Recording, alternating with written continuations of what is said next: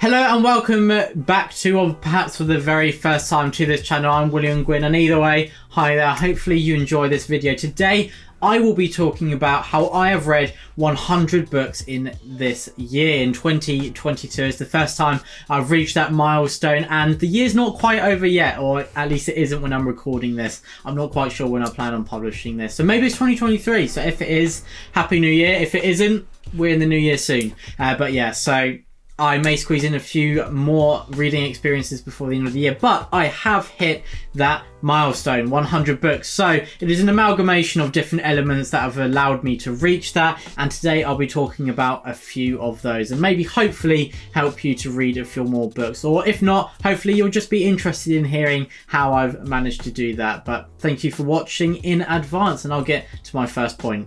So I'll start with the obvious. Believe it or not, I love reading. I know, shock, horror. You have to enjoy it, and I'm lucky to be part of a family that really enjoy reading and talking to each other about it. But yeah, I run a booktube channel. I run another one with my brother, and my Papa Gwyn is an author, so of course I love reading. Otherwise I'd have to be kicked out of the family, wouldn't I? But luckily I'm not, and of course, as I said, I love reading all sorts of things. But I guess that does lead me onto a point where if you can talk to someone else who enjoys reading, that is such a huge bonus.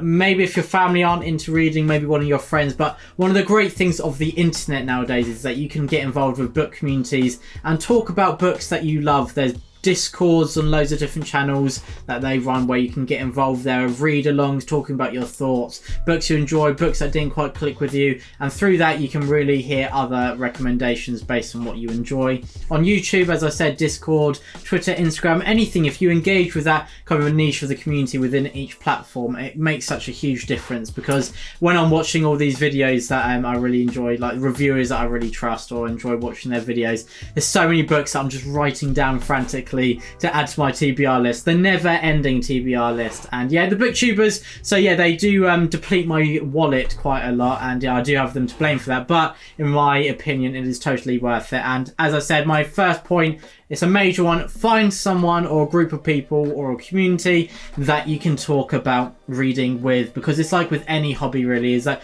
it's amazing to be able to share that passion with someone and be able to talk about it. I'm someone who just I just love to talk about the things that I'm enjoying at the time, and I'm lucky to be part of a family who enjoy that, but also to be involved in obviously the booktube community on Instagram and Twitter. I have accounts where I talk about books, so I'm just really lucky to be in those kind of circles where I can talk about my love of reading, and I'll just basically speak for ages and just rave about the books that I love.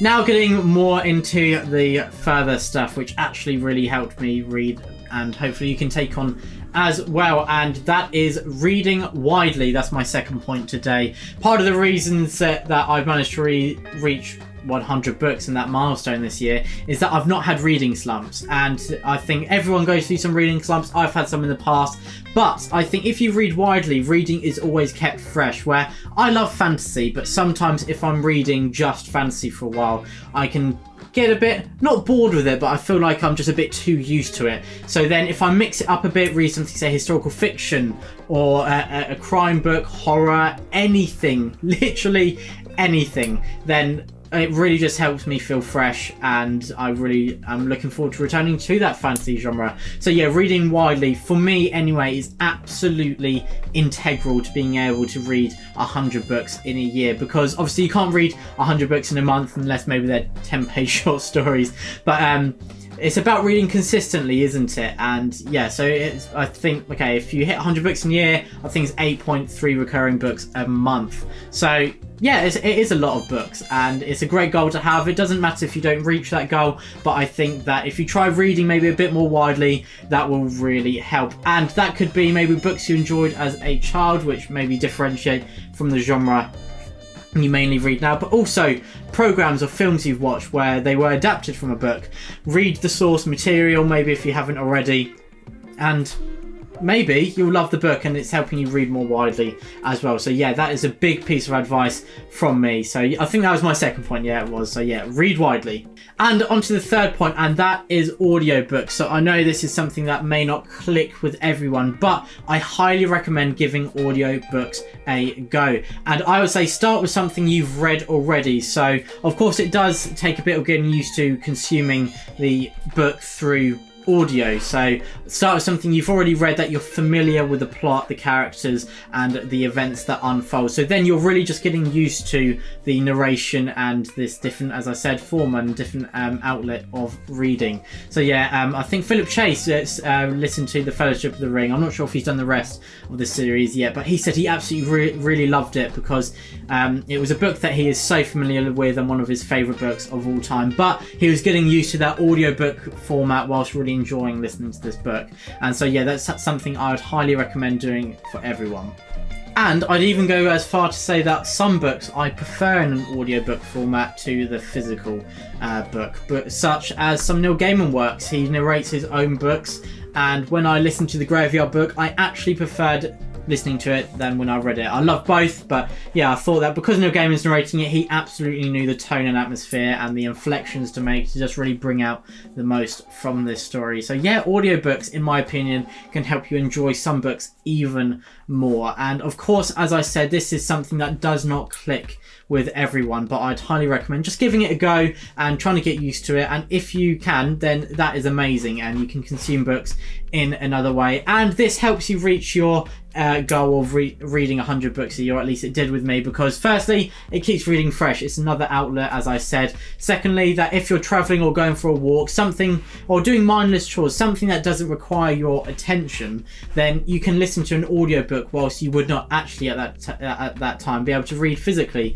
So going on a walk, it's quite hard to be reading and looking up at the same time, but you can have a headphone in and just listen to a book for 30-40 minutes. And yeah, so it's really making the most of that time where you can carry on doing other things that you need to do or want to do whilst carrying on reading. And of course, we all want to read more, don't we? So that's another way. And yeah, it just keeps it fresh. And I just thought that audiobooks, they've really made a big difference with me, because I think I've listened to probably 30 audiobooks this year, and yeah, some of them that you start and you don't quite click to them, that's where I'd also recommend listen to the sample. If you're using Audible, you can listen to a sample, because some narrators, whilst it's not reflecting on their skills, some of them just don't click with you, and so yeah, definitely listen to that first. Think, is this something that will click for me as I'm listening to it? So some books I leave and read them physically if the narrator does not quite fit the style that I'm looking for. Such as I find it harder to listen to American narrators if the book, say, is set in England. I know, I'm weird like that, but yeah. But whereas if it was a Western, I thought it'd be very fitting and yeah, it'd work. But yeah, so there we go. That's quite a weird thing for me, but maybe some of you are the same out there. Let me know if you are in the comments below. But yeah, that's where I think audiobook will really come in handy. And yeah, please give it a go.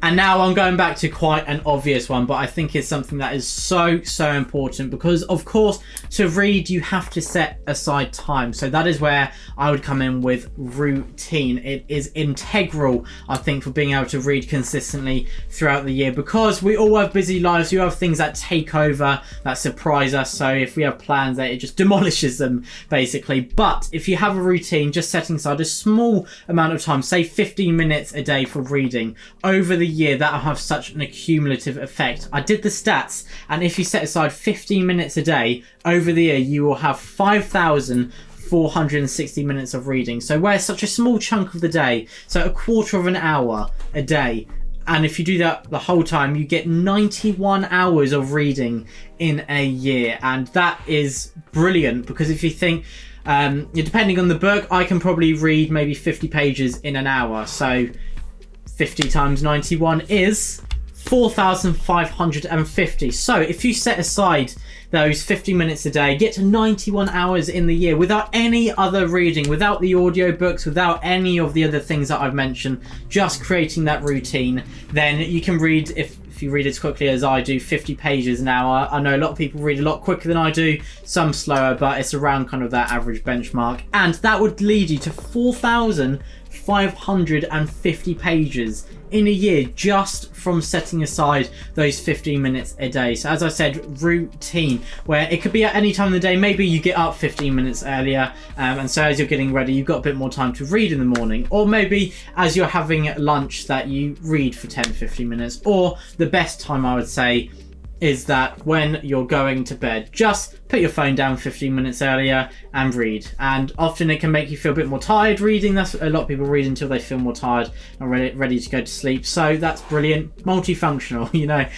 But yeah, so routine I think is absolutely integral. And for me, I read every night. I do read during the day as well, so I do manage to read more. But if you just had that routine, it would be more than enough, because I think we all want to read more, but it is so hard to find time in a world where so much is thrown at us. But yeah, if you just set aside those 15 minutes, it's quite a minuscule amount of time, but as I said, the accumulative effect is quite astounding. So there we go, there's my tips, and well, they're not tricks, but they're just bits of advice basically on how to read more books. So I managed to read 100 books in this year for the first time ever, and yeah, I've been doing all of these as I said. So yeah, I really hope that you do take some of it on board. Hopefully I've given you a few other ideas, and maybe, just maybe, I'll have helped you read a bit more. I really hope so, because this channel is about getting people involved in book chat and reading more, and just feeling kind of that passion for reading and having an outlet to talk about it as well. As I said, a big part is talking to people who also share that passion for reading. And yeah, so thank you so much for watching. Hopefully take on those ideas where you've got to enjoy it. That's the first one, of course. So find something, a genre or a topic you're interested in, and read that. Find someone who enjoys reading as well. It could be if you don't have any family or friends then we can get involved in book communities. As I said, this channel, you can get involved in the comments below. So that's another one. Then audiobooks, I'm trying to remember them all. Audiobooks and setting aside time. They're all integral in my opinion, but the one I'd say the most is setting aside time every single day. Just a tiny bit of time, so it's not overwhelming. Sometimes it can be a bit disheartening when we set such a big goal and then we fall very low below that. So I'd say just start at 5 to 10 minutes and hopefully get it up to 10 to 20 minutes a day of reading. But yeah, thank you so much for watching this video. Hopefully you enjoyed it, and stay safe.